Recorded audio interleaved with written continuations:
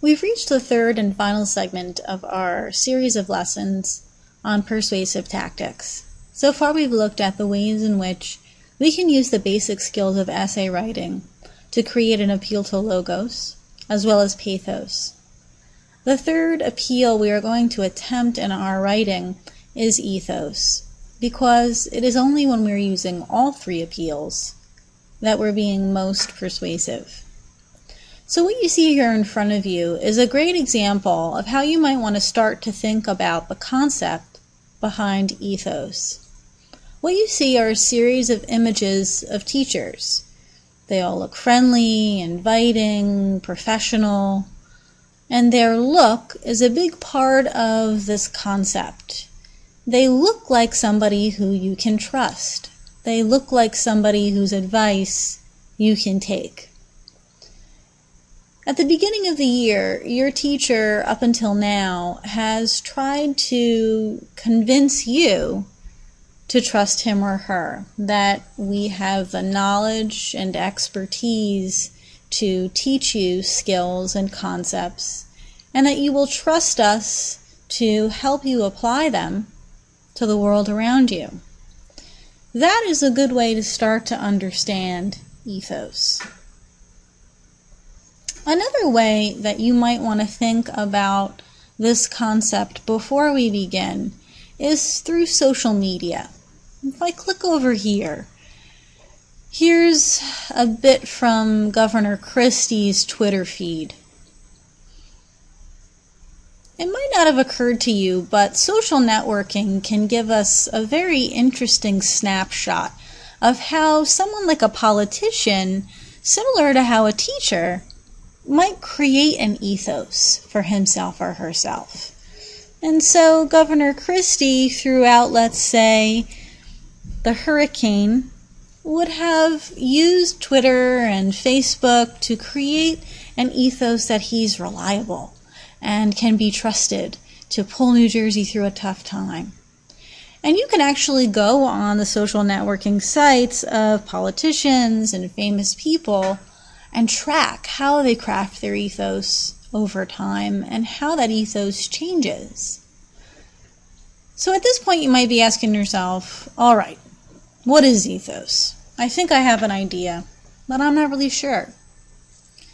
Well, we can translate ethos in two ways. First, nature or disposition. And second, the plural form, which is customs. So let's begin by how we would go about applying this to our writing. The first thing you would want to do is establish authority in your writing. The second thing you want to do is consider your audience. If you are able to exercise these two basic skills, then you are very likely generating ethos in your argument. Well, what do I mean by authority? Well, we had watched a clip from The Science of Persuasion the other day. Do you remember? It was that clip that reminded us how important it is to make your experience and credentials known to the reader before you offer advice or opinions. Let's revisit that clip now. Maybe you don't remember. The principle of authority, the idea that people follow the lead of credible, knowledgeable experts. Physiotherapists, for example, are able to persuade more of their patients to comply with recommended exercise programs if they display their medical diplomas on the walls of their consulting rooms. People are more likely to give change for a parking meter to a complete stranger if that requester wears a uniform rather than casual clothes. What the science is telling us is that it's important to signal to others what makes you a credible, knowledgeable authority before you make your influence attempt. Of course, this can present problems. You can hardly go around telling potential customers how brilliant you are, but you can certainly arrange for someone to do it for you. And surprisingly, the science tells us that it doesn't seem to matter if the person who introduces you is not only connected to you, but also likely to prosper from the introduction themselves. One group of real estate agents were able to increase both the number of property appraisals and the number of subsequent contracts that they wrote by arranging for reception staff who answered customer inquiries to first mention their colleagues' credentials and expertise. So, customers interested in letting a property were told, lettings? Let me connect you with Sandra, who has over 15 years' experience letting properties in this area. Customers who wanted more information about selling properties were told, speak to Peter, our head of sales. He has over 20 years' experience selling properties. I'll put you through now. The impact of this expert introduction led to a 20% rise in the number of appointments and a 15% increase in the number of signed contracts. Not bad for a small change informed from persuasion science that was both ethical and costless to implement. What that reminds us of is the fact that you really need to make sure that your reader trusts your opinion before you give it. Now, for you and me, that might be a little difficult. As a student, you might be saying, well, I have very little credibility and experience. After all, I'm only in middle school. But that doesn't mean that through your research, you can't borrow credibility or experience from the experts on the subject. That's why research, really credible, valid research, is so important. And this is exactly where ethos and logos cross paths. Let me give you another example of what I mean by establishing authority. This is an ad by Allstate. See if you can catch it.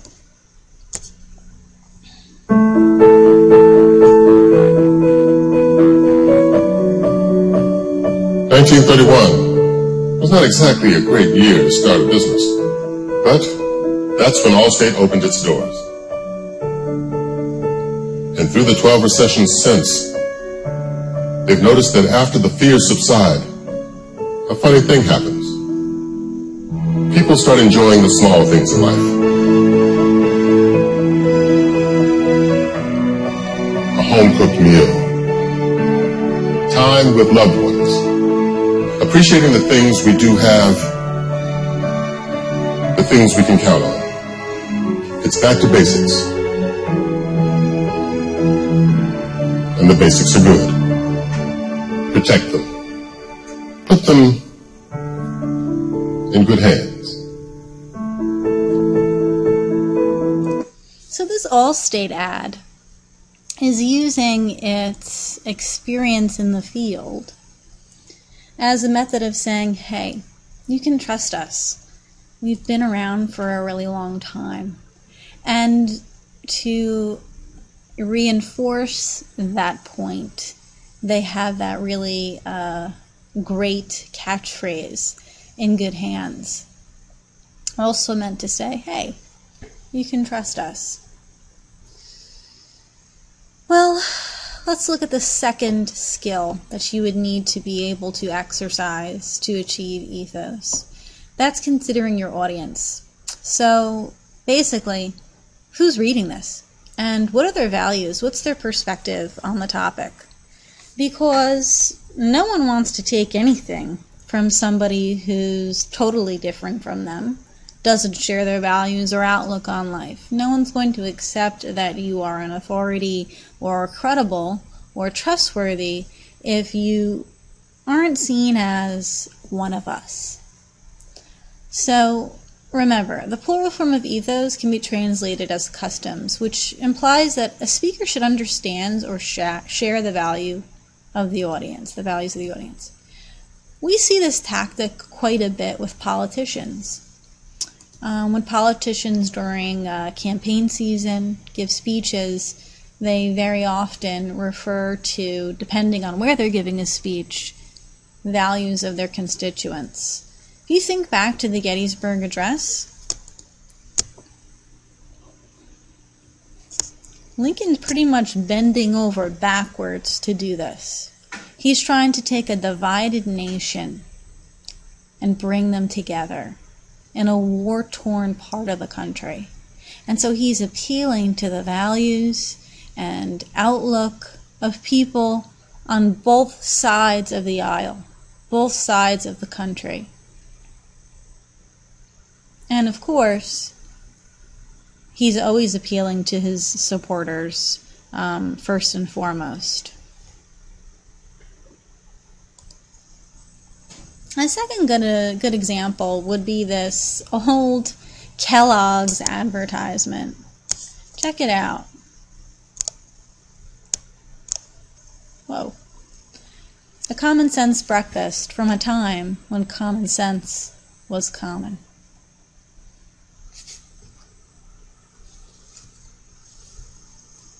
So, quick recap.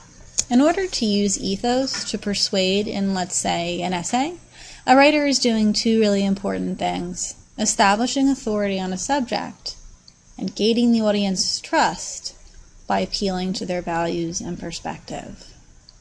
Check out the other triggers that I've linked up to the image today to get an even better grasp of ethos. Thanks for watching.